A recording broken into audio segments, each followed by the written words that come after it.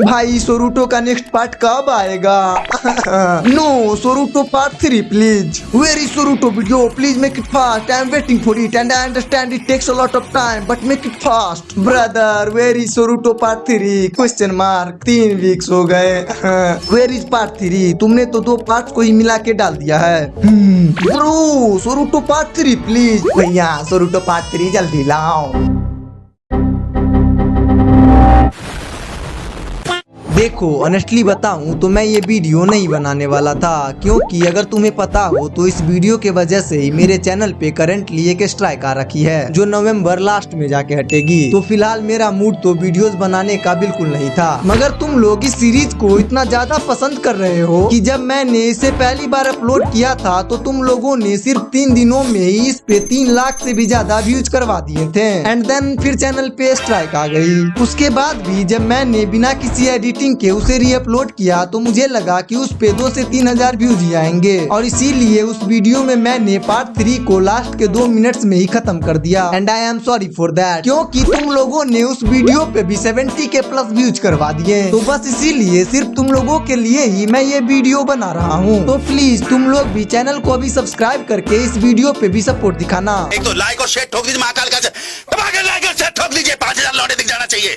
And हाँ, comment में videos बनाने के लिए थोड़ा मोटिवेट कर देना। तो चलो अब फाइनली स्टार्ट करते हैं the story of Soruto Uzumaki part 3। कहानी वहीं से शुरू होती है जब सोरूटो अपने ग्रेट ग्रैंडफादर मिनाटो नामिकाजे की टेक्निक फ्लाइंग राइजिन सीख कर अपने पिता बोरुटो को दिखाने जाता है। बोरुटो भी उस रात अपने जोगन आइज की प्रैक्टिस कर रहा था। बोरुटो का मूड अच्छा था तो उसने तय किया कि वो सोरूटो को जोगन के कुछ खास ट्रिक सिखाएगा जिससे वो सुरिकेन जुत्सु को और भी तेज और धारदार यूज कर सकता है। और जब सोरूटो ने बोरुटो को अपने नई टेक्निक के बारे में बताया तो बोरुटो अपने बेटे के नए हथियार और उसके तेजी से सीखी हुई फ्लाइंग राइजिन कला से बेहद प्रभावित हुआ। और तभी अचानक उसके मन में एक विचार आया कि क्या उसका बेटा उसे सरपास करने वाला है। सोरूटो के पास तो इतनी नई नई तकनीकें आ गई थी कि जिनमें से कई सारा बोरुटो खुद भी नहीं कर पाता। शायद सोरूटो ने बोरुटो को अभी ही सरपास कर दिया है। तो बोरुटो अपने प्रैक्टिस सेशन को वहीं रोक के सोरूटो को लेकर घर आ गया और घर आके एक नई बैठक बुलाने का निर्णय लिया, क्योंकि समय आ गया था सोरूटो की बढ़ती ताकत और उसके भविष्य को लेकर चर्चा करने की। और बैठक में तय किया गया कि सोरूटो अब अपने जोगन आइज का खुल के यूज कर सकता है, और जब उसे ये मौका मिला तो वो इस मौके को गवा नहीं सकता था। वो अपना पूरा दिन सिर्फ जोगन आइज की ट्रेनिंग में लगाने लगा, और कुछ दिनों तक लगातार अभ्यास करने के बाद उसने सोचा कि क्यों न अब इसे टेस्ट किया जाए। तो उसने अपने जोगन आइज की सारी शक्तियों को अपने हथियार में भर के फेंका, मगर ये उसके लिए एक बहुत बड़ी गलती थी, क्योंकि जोगन की बढ़ी हुई चाकरा ने उस हथियार को एक सुपर वेपन में बदल दिया था जो तेजी से घूमता हुआ जंगल में घुसा। और अचानक से एक बहुत बड़ा धमाका हुआ जिससे पूरा जंगल और उसके आसपास की चीजें राख में बदल गई। इस धमाके की आवाज मीलों दूर तक सुनी जा सकती थी, लेकिन सौभाग्य से ये इलाका सुनसान था तो कोई भी बड़ी दुर्घटना नहीं घटी। और इधर सूरज भी ढल रहा था तो सोरूटो ने सोचा कि अब समय आ गया है घर जाने का और घर जाके माँ से बात सुनने का। लेकिन सोरूटो को घर जाके जो नजारा देखने को मिला वो इससे कहीं ज्यादा डरावना था। इसी बीच नाओमी भी पूरा दिन सोरूटो को ढूंढने में नाकाम रहकर घर लौट रही थी, और जब वो विलेज में पहुंची तो रात हो चुकी थी। सारी गलियां सुनसान थी। उसके दिल में बेचैनी थी। उसे लगा कि इसका कारण भी वही धमाका है जो उसने पहले सुनी थी। लेकिन अगले ही पल अचानक से उस पे हमला हो गया और वो चक्कर खाकर जमीन पर गिर गई। और फिर जब उसे होश आया तो उसने अपने आप को बंधा हुआ पाया। वो फिर से किडनैप्ड हो गई थी। और इधर जब सोरूटो आखिरकार घर लौटा तो उसने अपने माता पिता को चिंतित देखा, क्योंकि नाओमी अभी तक घर नहीं लौटी थी। ये उनके लिए अजीब था, क्योंकि नाओमी हमेशा ही समय से घर आ जाया करती थी। तो उन्होंने सोरूटो को उसे ढूंढने भेजा। बेमन सोरूटो ना चाहते हुए भी विलेज की गलियों में भटकता रहा। उसे लगा कि ये सब बेकार है, नाओमी ठीक ही होगी। लेकिन तभी उसकी नजर जमीन पे पड़े नाओमी के कपड़े के टुकड़े पे पड़ी। वो समझ गया कि उसके साथ कुछ तो बुरा हुआ है, तो उसने तुरंत अपना जोगन एक्टिवेट कर लिया। तो उसे हल्की हल्की सी चाकरा की लकीरें दिखाई देने लगी। तो वो उसका पीछा करने लगा और साथ ही अपने एक शैडो क्लोन को विलेज में मदद के लिए भेज दिया। ऊपर आसमान में पूरा चांद चमक रहा था और धीरे धीरे सोरूटो भी अपनी रफ्तार तेज करता गया।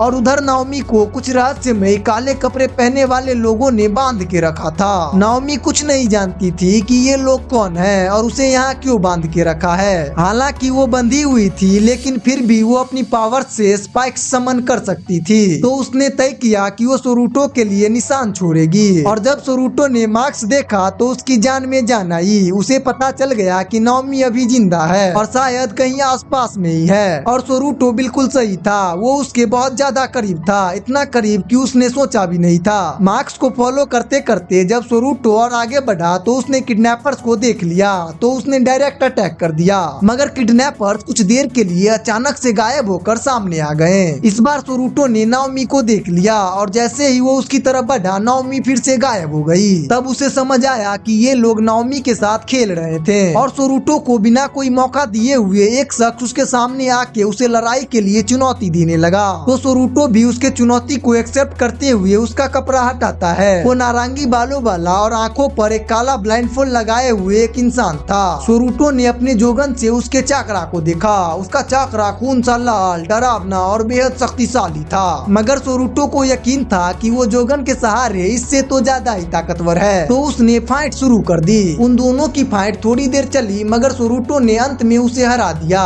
मगर ये तो सिर्फ शुरुआत थी। सोरूटो किडनैपर्स का और पीछा करने लगा मगर किडनैपर्स ने उसके लिए ट्रैप्स लगाए थे। तो उसका पैर एक वायर में फंसा और तुरंत एक भारी विस्फोट हुआ। सोरूटो उस ब्लास्ट से तो बच गया लेकिन अचानक से एक नया दुश्मन उसके सामने आ गया। वो किसी पोर्टल से बाहर आई थी और वो पहली नजर में तो सामान्य ही लगी लेकिन जैसे ही एक हवा के झोंके ने उसके चेहरे से उसके बाल हटाए तो सोरूटो ने देखा कि उसकी बाईं आंख पीली और सांप जैसी थी। उसकी आंखों में एक अलग ही डोजुत्सु था। सोरूटो ने इससे पहले ऐसी आंख कभी नहीं देखी थी तो वो समझ गया कि ये साधारण दुश्मन नहीं है। तभी उस एनिमी की आंख चमकी और सोरूटो के चारों तरफ पोर्टल्स बन गए और वो एनिमी सोरूटो पर तेज बिजली की रफ्तार से चारों तरफ से हमले पे हमले करने लगी। लेकिन सोरूटो भी अब कोई बच्चा नहीं था बल्कि एक नया सोरूटो था जिसने अपनी जोगन को मास्टर कर रखा है। तो उसने भी तेजी से काउंटर अटैक्स करने चालू कर दिए और अपनी नई शक्ति फ्लाइंग रेजिन से एक ऐसा अटैक किया कि एनिमी टिक नहीं पाई और उसने एक और एनिमी को ढेर करके नाओमी का पीछा करना कंटिन्यू किया। और जल्द ही वो एक ऐसी जगह पहुंच गया जहाँ बीच में एक बड़े से चट्टान में नाओमी बंधी हुई थी और उस चट्टान के ऊपर ब्लैक हुडी पहने हुए लास्ट एनिमी बैठा हुआ था जो देखकर सोरूटो गुस्से से फूट पड़ा और लास्ट एनिमी पे डायरेक्ट अटैक कर दिया जिसके ऑरेंज बाल और बाकियों के जैसे ही उसके पास भी एक अलग डोजुत्सु था। उसकी दोनों आंखें नीली चमक रही थी और उसके अंदर अर्ध चंद्र का निशान था। सोरूटो समझ ही नहीं पाया कि ये क्या है और यही उसकी सबसे बड़ी भूल थी क्योंकि जैसे ही सोरूटो ने उसकी आंखों में देखा वो गेंजुत्सु में ट्रैप हो गया। उसकी शारिंगान भी काम करना बंद कर गई थी तो उसने मांगेकियो का सहारा लिया लेकिन वो भी असफल रहा और अब उसे घबराहट सी महसूस होने लगी थी। तभी उसने अपने हाथ में कुछ अजीब सा महसूस किया। उसने नीचे देखा तो उसका हाथ पूरा गायब हो चुका था। उसकी शक्ल भी भद्दी सी हो गई थी लेकिन ये रियलिटी नहीं थी, ये उसे गेंजुत्सु में ट्रैप करके दिखाया जा रहा था। और इधर गेंजुत्सु के बाहर नाओमी देख पा रही थी कि सोरूटो का पूरा चेहरा पीला पड़ रहा है। उसे भी समझ नहीं आ रहा था कि सोरूटो क्या झेल रहा है लेकिन उसे बहुत तकलीफ हो रही थी। सोरूटो भी यही सोच रहा था कि वो गेंजुत्सु से बाहर आखिर निकलेगा कैसे। तभी उसे याद आया कि गेंजुत्सु के अंदर अगर खुद को तकलीफ दिया जाए तो गेंजुत्सु टूट सकती है लेकिन अभी उसकी पूरी बॉडी पैरालाइज्ड थी तो वो अपने आप को चोट भी नहीं पहुंचा सकता था। मगर अभी भी एक रास्ता था, सोरूटो की जोगन आइज। और सोरूटो की जोगन आइज काम कर गई, वो गेंजुत्सु से बाहर आ गया। ये गेंजुत्सु खास तौर पर डोजुत्सु यूजर्स को ट्रैप करने के लिए ही बनाया गया था, इसीलिए सोरूटो के पास शारिंगान होते हुए भी वो इस ट्रैप में फंस गया था। और इस ट्रैप को तोड़ने में सोरूटो की आंखों की ताकत चली गई और तब तक इधर वो एनिमी भी सोरूटो पर बिजली की रफ्तार से अटैक कर चुका था। मगर सोरूटो समहाउ उसके इस अटैक को काउंटर कर लेता है। मगर अभी वो लड़ने की हालत में नहीं था तो वो अपने फ्लाइंग रेजिन टेलीपोर्टेशन का यूज करके नाओमी को लेके वहाँ से भाग निकलता है। और जब वो दोनों कुछ देर बाद एक सुरक्षित जगह पहुँचते हैं तो नाओमी सोरूटो की तरफ देखती है तो उसने सोरूटो की आंखें देखी और सोरूटो की एक आंख पूरी तरह खाली थी और दूसरी आंख पूरी नीली। ये पहली बार था जब नाओमी ने उसके नॉर्मल आई कलर को देखा था। उसने कहा कि ये तो जोगन से भी ज्यादा खूबसूरत है। अब तक बहुत रात हो चुकी थी तो दोनों ने तय किया कि अब वो सुबह ही विलेज लौटेंगे। और सोरूटो कई दिनों से सोया नहीं था, वो लगातार ट्रेनिंग करते करते और अभी जो लड़ाई हुई थी वो लड़ाई करके वो थक गया था, तो वो विलेज लौट कर बस आराम करना चाहता था। मगर उसकी किस्मत में तो कुछ और ही लिखा था, क्योंकि विलेज में उसका इंतजार कर रहा था एक नया और भी ज्यादा ताकतवर दुश्मन। जब सोरूटो आराम कर रहा था तो ओत्सुकी ने अपना हमला शुरू कर दिया। पिछली इन्वेंशन के बाद वो लोग इसी दिन का इंतजार कर रहे थे और ओत्सुकी एक बार फिर पूरी तरह तैयार थे। उन्होंने एक नई इन्वेंशन चालू कर दी, लेकिन इस बार उनकी स्ट्रेटजी अलग थी। सोरूटो को पकड़ने के लिए सिर्फ एक ओत्सुकी आया था अपने एक गुप्त चाल की मदद से। जैसे ही सूरज निकला वो विलेज पहुंच गया और लीव सर्विलेंस डिवीजन ने उसे तुरंत महसूस भी कर लिया और जल्दी जल्दी में बोरुटो और बाकी सभी को अलर्ट किया गया। ओत्सुकी आसमान से उतरते हुए गांव के ऊपर आ गया। वो ऊपर से ही सोरूटो को ढूंढने की कोशिश कर रहा था और उसे एहसास हो गया कि सोरूटो अभी शायद विलेज में नहीं है। तो उसने फैसला लिया कि अगर वो पूरे विलेज को ही तबाह करने लगे तो सोरूटो उसके पीछे जरूर आएगा। लेकिन जैसे ही उसने अपना हमला शुरू करना चाहा, बोरुटो सामने आ गया और उसी पे अटैक्स करना शुरू कर दिया। मगर ओत्सुकी जरा भी नहीं डगमगाया, क्योंकि यही तो उसकी असली योजना थी। अब बोरुटो और ओत्सुकी आमने सामने आ गए थे। तब मोमोशिकी ने बोरुटो को चेतावनी दी कि ये वो नहीं है जिसे हम जानते थे और उनके लिए सबसे बड़ा सवाल उनकी आंख थी, क्योंकि वो बिल्कुल रिनेगान जैसा था मगर हल्के हरे कलर में। और मोमोशिकी एंड बोरुटो दोनों को अंदाजा नहीं था कि ये क्या है। तभी ओत्सुकी ने विलेज में एक अजीब सा डिवाइस गिराया, एक ऐसा डिवाइस जो खास तौर पर बोरुटो और सोरूटो को आइसोलेट करने के लिए बनाया गया था, ताकि उन्हें अलग अलग करके आसानी से हराया जा सके। बोरुटो इंस्टेंटली समझ गया कि ओत्सुकी क्या कर रहे हैं। वो दो अलग अलग टाइमलाइंस को मर्ज करने की कोशिश कर रहे थे और वो इसमें सफल भी हो जाते हैं। और इधर जब सोरूटो विलेज पहुंचा तो वो बस जानने की कोशिश ही कर रहा था कि यहाँ क्या हो रहा है। वो सड़कों पर चलते हुए ये महसूस कर रहा था कि यहाँ कुछ तो गलत है, मगर क्या वो समझ नहीं पा रहा था। तो उसने एक बड़ी सी इमारत पे छलांग लगाई और जब उसने ऊपर से गांव को देखा तो उसे सब कुछ अलग दिखा। लीफ विलेज बहुत छोटा लग रहा था और होकागे की इमारतें भी बहुत कम थी। और फिर जब उसने हल्का ऊपर देखा तो सामने उसका दुश्मन ओत्सुकी खड़ा था।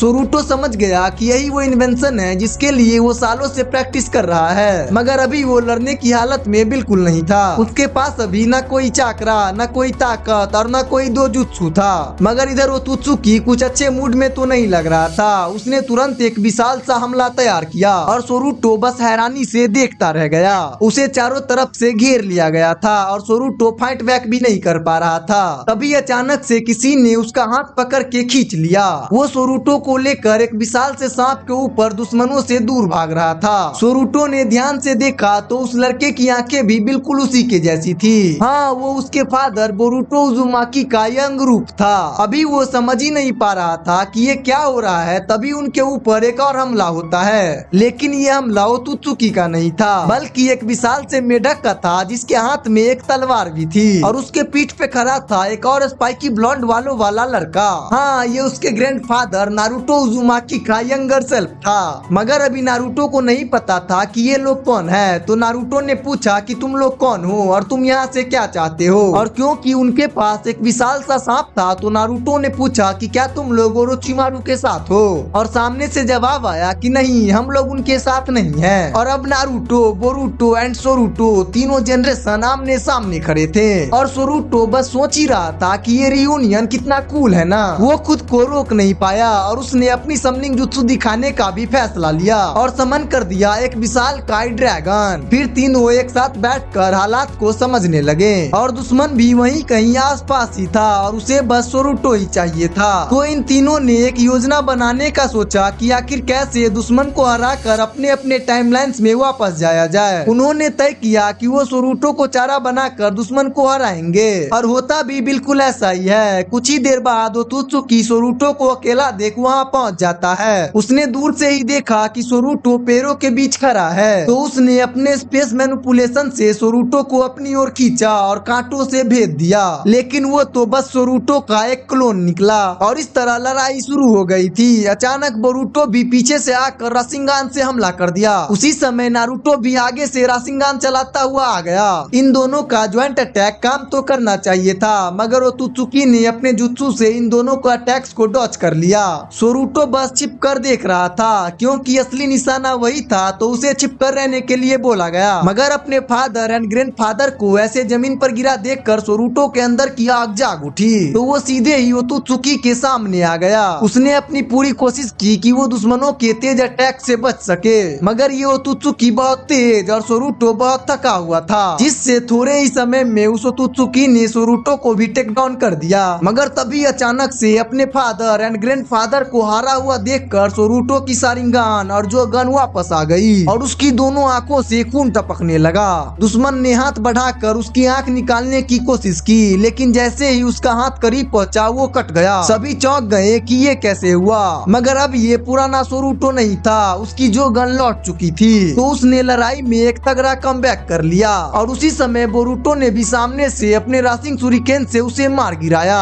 ओतोत्सुकी आधा घायल हो चुका था और जब तक वो अपने आप को संभालता, इधर नारुतो, बोरुटो एंड सोरूटो तीनों ने अपने अपने चाकरा को मिलाकर एक बेहद शक्तिशाली राशिंग शुरिकेन तैयार कर लिया और सीधा जाके उस ओतोत्सुकी पे छोड़ दिया, जिससे वो ओतोत्सुकी वहीं मारा गया।